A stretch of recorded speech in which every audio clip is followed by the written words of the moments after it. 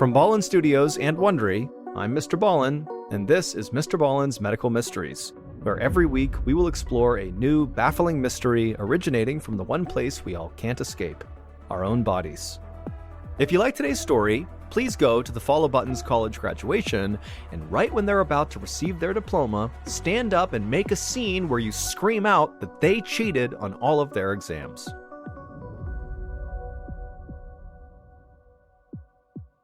This episode is called Scourge of the South. On a hot, muggy morning in June of 1914, a 40-year-old physician named Joseph G. Goldberger stepped down from his horse-drawn carriage right out in front of a palatial brick building in rural Georgia. He was impressed, but also confused by the grandiose architecture. It looked more like a state capitol than what it really was, a mental hospital. The doctor shielded his eyes from the sun and loosened his collar and fanned his face with a stack of papers as sweat poured down his body. He had traveled all over the world in his work for the United States Public Health Service, but he couldn't remember the last time he'd felt heat this oppressive. He hoped that once he got inside, it would be a bit cooler. So Dr. Goldberger paid the carriage driver, grabbed his bags, and then marched right up the steps into the front office of the Georgia State Sanitarium for the Insane. The doctor was there on direct orders from the United States Surgeon General to investigate a skin disease called pellagra that was ravaging the American South. The word pellagra was Italian for rough or dry skin, but that name totally understates the danger of this condition. People sometimes called pellagra the disease of the 4 Ds, referring to how it progresses: dermatitis, then diarrhea, then dementia, and then finally death. Until the past decade, there had rarely been a case of pellagra in the United States, but in recent years, it had arrived with a vengeance. And now it was an epidemic. In the American South alone, there were at least 100,000 confirmed cases of pellagra. The U.S. Public Health Service had only been studying pellagra for about 5 years, so they hadn't been able to determine its cause yet, but the leading theory was that it was spread by a type of black fly that feeds on blood. And if that was true, Dr. Goldberger knew he was taking a huge risk coming here. He could get pellagra too. But Dr. Goldberger had been taking risks ever since he was a child, when his family emigrated from Hungary to New York without a cent to their name. And now he was one of the most distinguished physicians in the U.S. Public Health Service, and he had investigated outbreaks of yellow fever, typhus, dengue fever, Schamberg's disease, and typhoid fever, just to name a few. Nearly every time, he'd caught the disease he was fighting.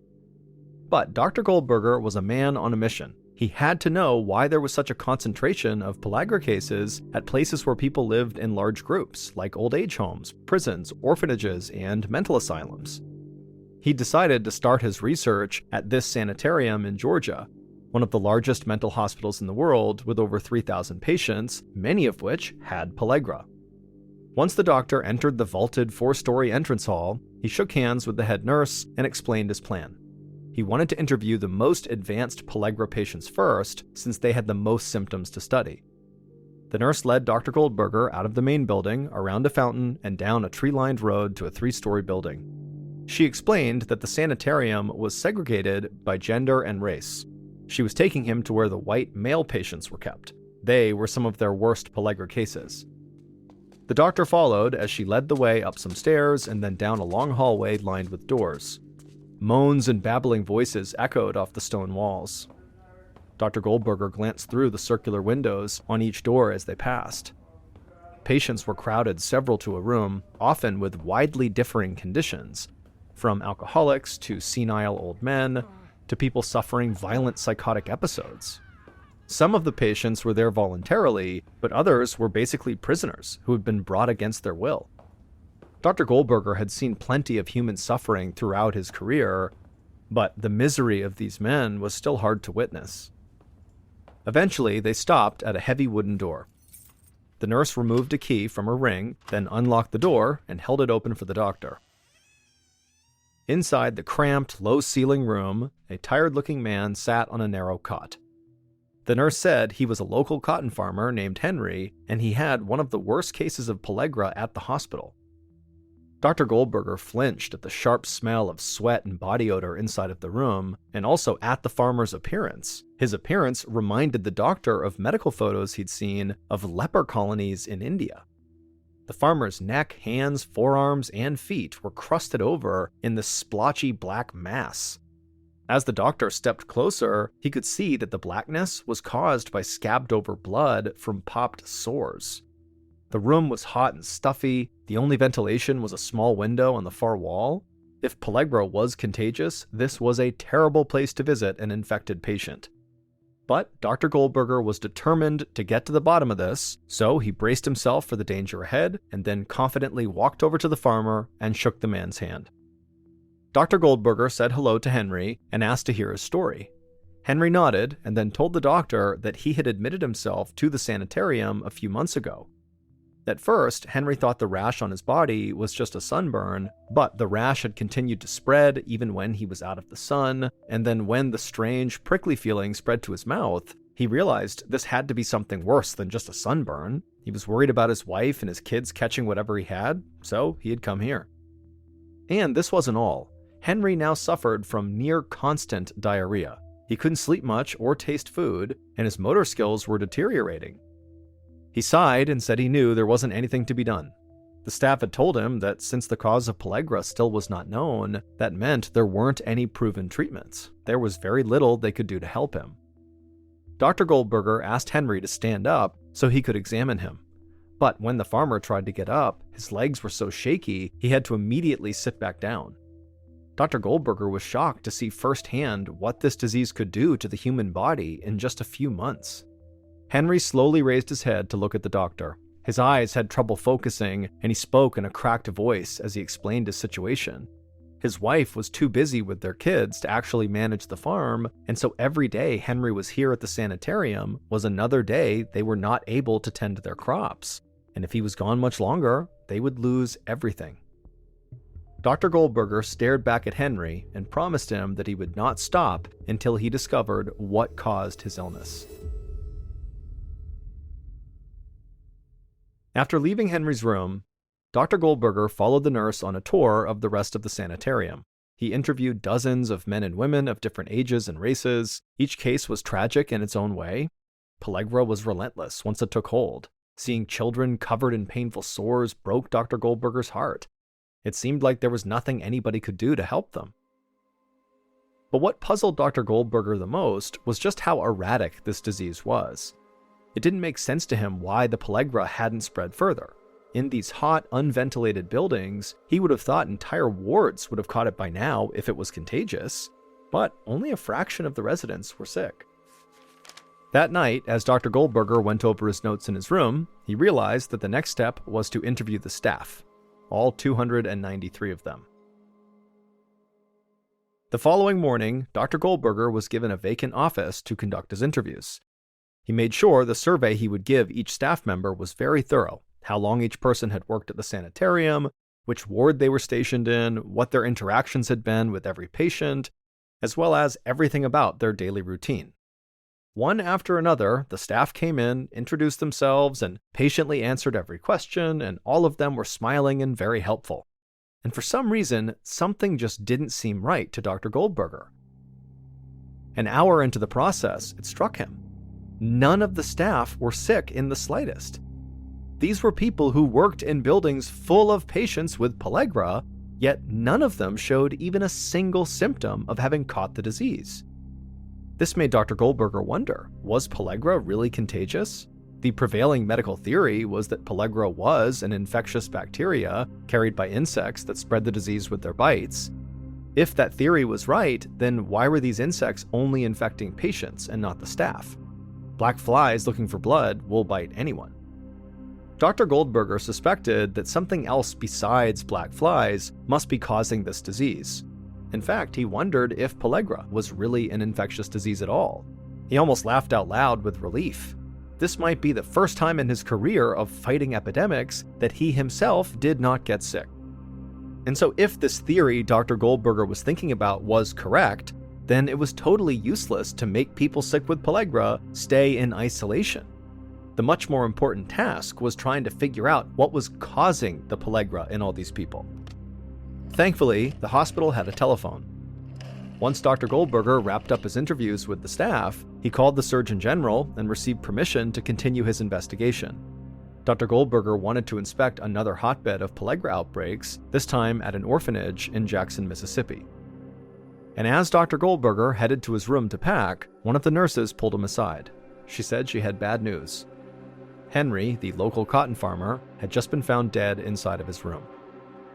Dr. Goldberger shook his head. He wondered how many more people like Henry would die before he could figure out what was causing this horrible disease.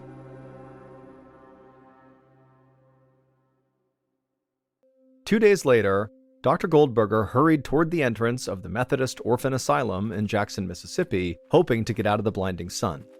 He hadn't thought it possible, but somehow it felt even hotter here than in Georgia. And the stakes were a lot higher here, too. Here, the people suffering were children. Children who had no families to comfort them. The orphanage looked far more welcoming than the imposing sanitarium. It reminded Dr. Goldberger of a small country church, with an arched entryway and 2 bell towers above. Inside, the matron who ran the orphanage introduced herself and showed the doctor to his guest quarters in the visitors' wing. After putting away his things, he followed her on a tour of the building. Despite the building's friendly exterior, Dr. Goldberger realized the place needed serious maintenance. As the matron showed him around, he could see cracks in the ceiling, and the bathrooms smelled swampy, like they'd recently flooded or had plumbing problems. The staff was also quite small compared to the number of kids they were caring for, but the kids were relatively well behaved and happy. The doctor poked his head in one of the dormitories and noticed the majority of the beds were made. When they approached the hospital ward, the matron warned Dr. Goldberger to brace himself for a very unpleasant sight. The ward was a long, low room lined with narrow beds, almost like an army barracks. Fully 1/3 of the orphanage, 68 kids, were isolated here because they all had signs of pellagra. In some kids, the pellagra rash had spread up their neck and onto their face. As Dr. Goldberger followed the matron through the room, a particularly sad-looking girl, who looked to be about 8 years old, caught his eye. She was sitting cross-legged on her bed, holding a book. Dr. Goldberger noticed stripes of red sores creeping out beneath the cuffs of her sleeves. The doctor sat down next to her and asked how she was feeling. The girl said she couldn't sleep anymore because her body constantly itched all over, and whenever she scratched it, her skin burned like it was on fire. She peeled back the collar of her shirt to show him. Her neck was ringed in a dark, scaly rash. Dr. Goldberger patted her hands and told her to stay strong. He was going to do everything he could to help her. She nodded, but she did not seem convinced. As Dr. Goldberger looked around the ward, he realized that nearly all of the kids were within a couple of years of this little girl's age. He saw almost no preschoolers or teenagers, even though the orphanage provided homes for kids from birth to age 18. Dr. Goldberger was puzzled, but he kept his thoughts to himself. Dr. Goldberger stood up and followed the matron outside to where a group of older children were helping build a storage shed. The matron explained to the doctor that that was today's chore. As Dr. Goldberger watched these teenagers sawing and hammering planks of wood out in the sun, he was struck by the contrast between them and all the younger children inside the hospital ward. These older kids looked so happy and healthy, and none had even the faintest sign of pellagra. The doctor jotted down some observations in his notebook and then followed the matron to their final stop, the nursery. Inside, it was loud and crowded, with infants and small children scattered all about. Some were playing with blocks and old weathered toys, while others napped on cots. The room felt hot and chaotic, but as Dr. Goldberger studied these kids, he couldn't see any signs of sickness. They were just maybe a bit dirty, like you'd expect active kids to be, and so it comforted Dr. Goldberger to see some signs of normalcy here. After dinner, the doctor stayed up for a while organizing his research. He was beginning to see strange patterns in who got pellagra and who didn't. At the sanitarium in Georgia, pellagra had struck people from every age group, from grandparents to young kids. But here, at this orphanage, all the pellagra patients were the same age group, between 6 and 12. This was new. He'd never encountered a disease before that only affected people of certain ages. Dr. Goldberger now felt confident pellagra was not spread by black flies, but he had a new riddle to solve. Why would infants and older kids not get pellagra, while the kids in the middle of those two groups were getting so sick? Dr. Goldberger laid in bed, thinking in circles and listening to the drone of cicadas outside. But he couldn't sleep. He just couldn't get those faces of the kids in the sick ward out of his mind. The next morning, Dr. Goldberger woke up early, gathered his notes, and called a meeting with the matron. He wanted to know every detail of how the kids at the orphanage were cared for, from daily activities to sleeping arrangements to meals.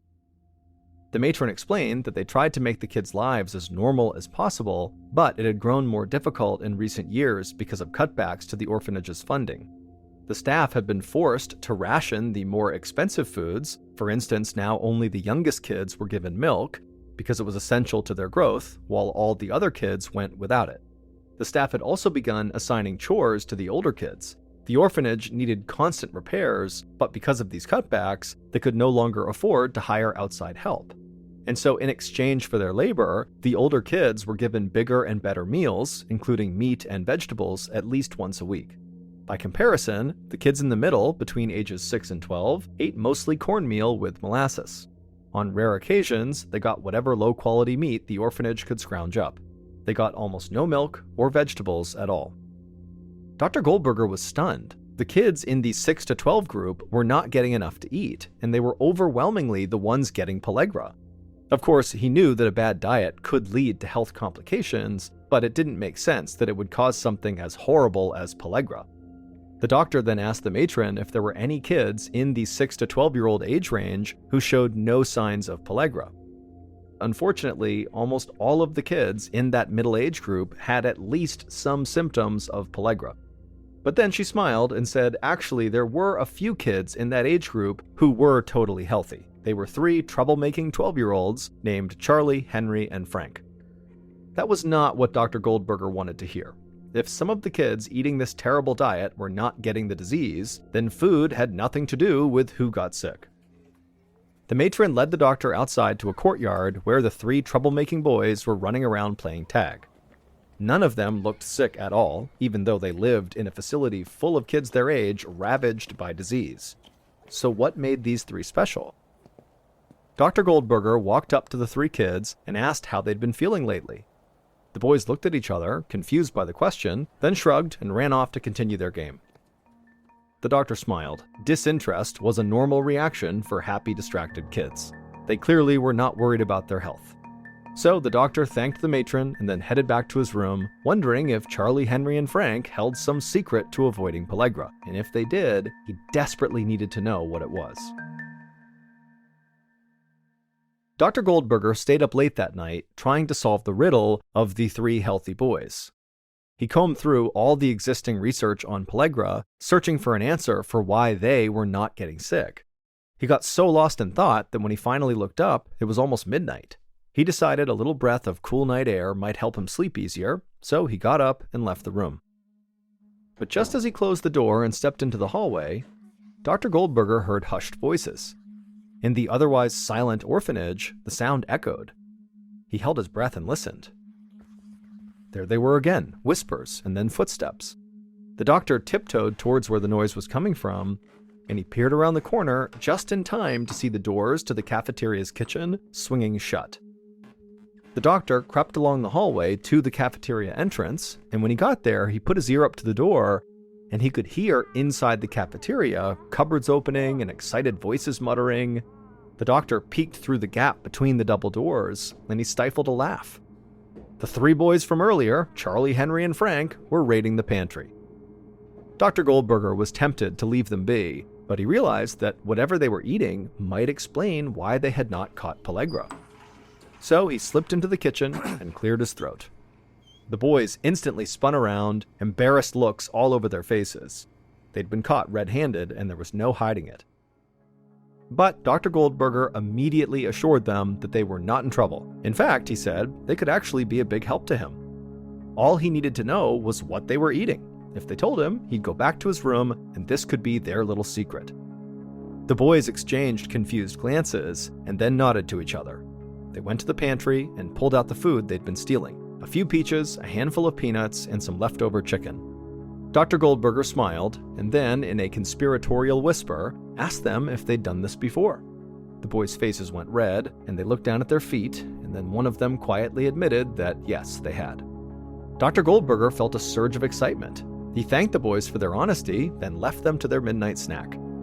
As the doctor headed back to his room, his mind spun with activity. He knew he was close to a breakthrough. By morning, he had devised a plan to test his theory. If it worked, he could finally solve the mystery of what was causing pellagra, and he could save countless lives. But Dr. Goldberger's experiment would take a little patience and more than a little danger for the people who actually took part in it. 8 months later, in February of 1915, on a pleasantly cool Mississippi morning, Dr. Goldberger stood outside of a brick building that looked just like a castle, complete with turrets and battlements. This would be his new home for the next 6 months, and where his grand experiment would take place, Rankin State Prison Farm. He needed a controlled environment for his test to be scientific, and this place was as controlled as it got. To date, there had been 0 cases of pellagra at this prison. But if the doctor's theory was correct, that would not be the case for much longer. Dr. Goldberger regretted what he was about to do. Pellagra killed about 1 out of every 30 people, and if he wasn't careful, his experiment could cost lives. But he didn't feel like he had a choice. People were counting on him.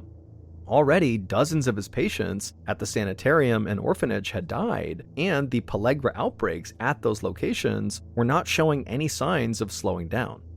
So Dr. Goldberger went inside, and the warden then led him to the setting for his experiment, a prison within the prison.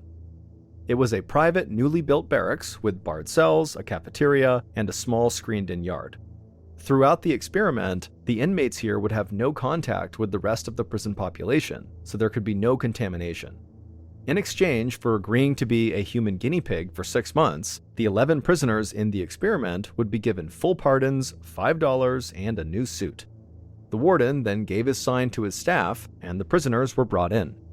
11 hardened men in pinstripe jumpsuits. Dr. Goldberger watched them file in for breakfast, taking a plate of food from the cafeteria workers and then settling in at a long table. Everyone was tense and alert, like nobody knew what to expect. But once they began eating, the mood turned festive. They cleared their plates, went for seconds, and cracked jokes about how lucky they were. This was a vacation compared to what they were used to. But Dr. Goldberger knew that if his experiment worked, the next 6 months would be anything but relaxing. Because if his suspicions were correct, then these men would contract pellagra and all the horrible suffering that came with it. Almost 6 months later, Dr. Goldberger woke early in his room at the prison and pulled out his calendar. It was the second week of September. The experiment's deadline was approaching fast, and he wasn't getting the results he had hoped for. In 6 weeks, all the funding for this would end, the barracks would be dismantled, and the prisoners would walk free.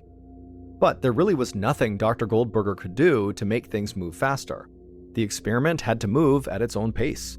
A few inmates had complained of some new ailments, headaches, backaches, dizziness, nausea, but they were nothing that could be pinpointed as pellagra. Just then, a guard knocked on the door and said there'd been an incident with one of the prisoners, who was now restrained in his cell and demanding to talk to the doctor. Dr. Goldberger followed the guard to the prisoner's cell, and as soon as the inmate caught sight of the doctor, the inmate began yelling. He called Dr. Goldberger a crook and shouted that he'd rather just serve his entire sentence back inside the regular prison than stay another second in this hell. Dr. Goldberger was not surprised. The joyful mood from the beginning of this experiment had totally worn off. Many of the inmates were grouchy and irritable, and he was getting yelled at a lot. Dr. Goldberger watched the prisoner thrash against his restraints and howl, when suddenly the doctor caught a glimpse of something through a tear in the prisoner's shoulder seam. The doctor called for the guards to come open up the cell, and then once they had, Dr. Goldberger rushed in and stretched that rip in the prisoner's shoulder even wider, and when he did, boom, there it was. A scaly rash stretching along the prisoner's shoulder blades and up around the base of his neck. Dr. Goldberger then pulled up the prisoner's shirt, and the man's torso was a trail of blackened rashes and pimply sores. There was no doubt this man had pellagra, and he didn't catch it from another prisoner or from the guards. This man must have gotten pellagra from Dr. Goldberger's experiment. Dr. Goldberger asked the guards to please send all the other inmates back to their cells. The doctor wanted to do a full-body checkup on each of them. Once all the prisoners were ready, Dr. Goldberger slowly walked along the cell block, scanning each prisoner from head to toe, and as he did, his pen was a blur in his notebook, furiously scribbling detailed descriptions. The doctor couldn't believe what he was seeing. His hands were shaking. 5 more men had clear symptoms of pellagra, meaning 6 out of the 11 volunteers had caught the deadly disease. Dr. Goldberger dashed back to his office and quickly sent word to the governor. His experiment had worked. Now it was time to tell the world. What Dr. Goldberger had discovered was shockingly simple. Pellagra was not caused by black flies transmitting a virus or bacteria, and pellagra was not contagious. Pellagra was caused by food. Specifically, it was caused by the traditional American Southern diet in poor households: salt pork, molasses, and cornmeal. If that was all somebody ate, it was highly likely they would get pellagra. And people who supplemented this traditional Southern diet with things like milk and vegetables and fresh meat would not get pellagra. Once these results were published, there were mixed reactions from the scientific community. Some wanted to nominate Dr. Goldberger for a Nobel Prize, but just as many doubted the experiment's results, in particular doctors and officials who lived in the American South. They felt like this northern doctor was criticizing their entire way of life. Dr. Goldberger was frustrated that people were questioning his discovery. After all, he had proven it with the experiment he ran at the prison.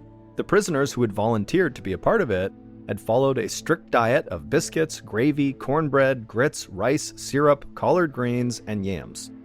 They could eat as much of these foods as they wanted, but no other types of food. And this diet is what caused half of the prisoners to develop pellagra, just like the residents of the Georgia State Sanitarium for the Insane and the children between the ages of 6 and 12 at the orphanage. They all got pellagra from their diet. Still, while Dr. Goldberger had proven that a better, more varied diet was enough to prevent pellagra, he had not actually figured out why that was. It would take another 20 years until scientists actually proved what caused pellagra. It is caused from a deficiency of vitamin B3, also known as niacin. The traditional post-Civil War Southern diet of dried meat, molasses, and cornmeal severely lacked this nutrient, which is why the region was hit so much harder than other areas in America. But once people started adding niacin back into their diet, mostly in the form of enriched flour, the disease no longer manifested, and almost everyone already suffering from it recovered. All told, over 100,000 people died of pellagra between 1900 and 1940 until it disappeared with the identification of niacin. Sadly, Dr. Goldberger died before this discovery of an unrelated and extremely rare form of cancer. However, Dr. Goldberger will always be remembered because he was the one who cracked the riddle of pellagra and saved tens of thousands of lives.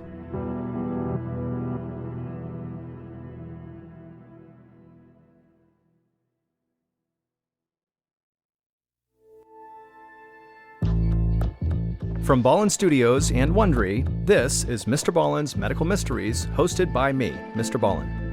A quick note about our stories: we use aliases sometimes because we don't know the names of the real people in the story, and also, in most cases, we can't know exactly what was said, but everything is based on a lot of research. And a reminder, the content in this episode is not intended to be a substitute for professional medical advice, diagnosis, or treatment. This episode was written by Britt Brown. Our editor is Heather Dundas. Sound design is by Ryan Potesta. Coordinating producer is Sophia Martins. Our senior producer is Alex Benedon. Our associate producers and researchers are Sarah Vitak and Teja Palakonda. Fact-checking was done by Sheila Patterson. For Ballen Studios, our head of production is Zach Levitt. Script editing is by Scott Allen and Evan Allen. Our coordinating producer is Matub Zaire. Executive producers are myself, Mr. Ballen, and Nick Witters. For Wondery, our head of sound is Marcelino Villapando. Senior producers are Loredana Palavoda and Dave Schilling. Senior managing producer is Ryan Lohr. Our executive producers are Aaron O'Flaherty and Marshall Louie for Wondery.